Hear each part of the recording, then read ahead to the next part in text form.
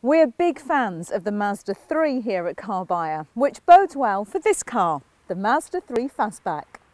The Fastback is the saloon version of the standard Mazda 3, and it's intended for buyers who want the added practicality of a bigger boot with the style, low running costs and reliability of the hatchback model. As you'd expect from a Fastback, it has a lovely sloping roofline, and I think its sharp lines make it an attractive looking car. Inside, it's almost identical to the hatchback, and I don't think that's any bad thing. Although I do have to say that the interior design doesn't quite live up to that stylish exterior. However, it does feel built to last. The quality of the materials used is good, and all the switches and buttons have a nice solid feel.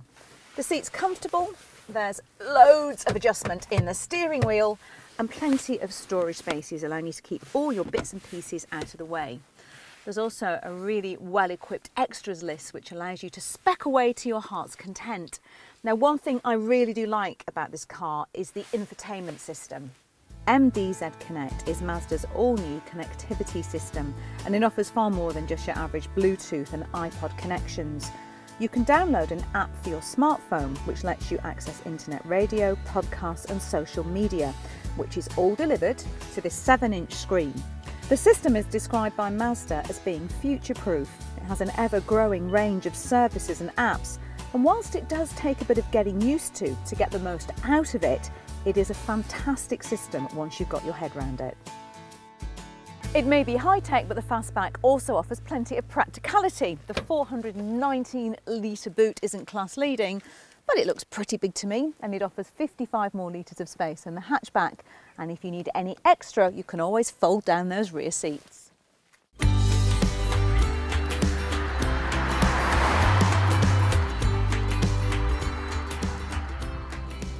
Underneath that attractive looking exterior is an equally impressive engine. In this case, it's a 2.2 litre diesel.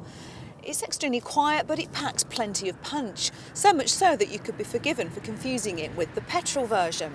Out on the open road, the Fastback is fun to drive. Its suspension tackles lumps and bumps on the road with ease, it feels smooth, and the steering is nice and sharp into the corners. We definitely recommend this car for anyone who spends plenty of time out on the road.